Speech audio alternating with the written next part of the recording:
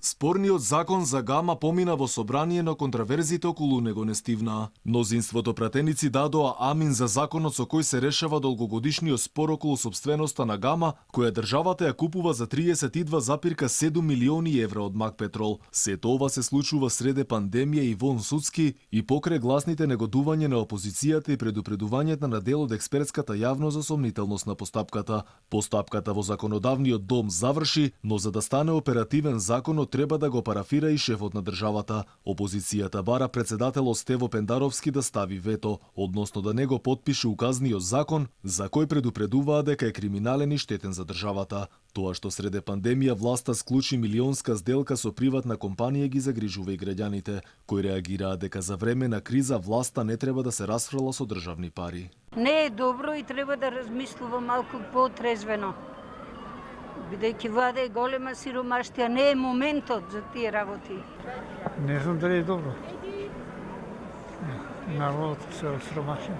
Па не е нормално дека не е добро. Тоа е тоа. Нема што да се прави. Една се исполитизирано и има лажни секакви информации. Верувам дека ова е некое оптимално решение. Во време на пандемија толкова сума на пари сметате дека е добро да се даде или? Па не е добро, нарочито зашто баш во моментов е тоа направено, тоа е друго прашање, меѓутоа веројатно требало да се договорат поради други причини. За сомнителност на целата постапка реагираат и експертите. Дел од нив немаат дилема дека гасоводот е подобро да биде во државна собственост, но се сомневаат дека целиот процес крие и матни сделки.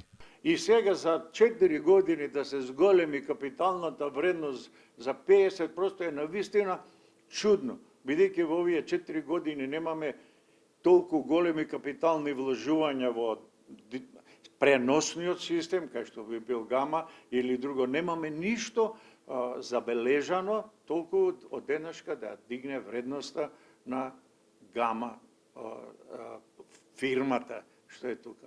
Каков ќе биде потегот на Пендаровски засега е неизвестно. Опозицијата тврди дека законот е спорен по многу точки, меѓу кои фактот дека владата на Макпетрол му плаќа речиси 15 милиони евра повеќе од неговото првично вложување во овој енергетски проект. ВМРО-ДПМН смета дека законот ги крши темелните уставни одредби. Од партијата најавија дека ќе го оспорат законот и пред Уставниот суд. Инаку договорот за купување на делот на Макпетрол во АД Гама беше склучен лани под медијаторство на Европската енергетска заедница. Преминувањето на Гама во државна сопственост беше дел од третиот енергетски пакет.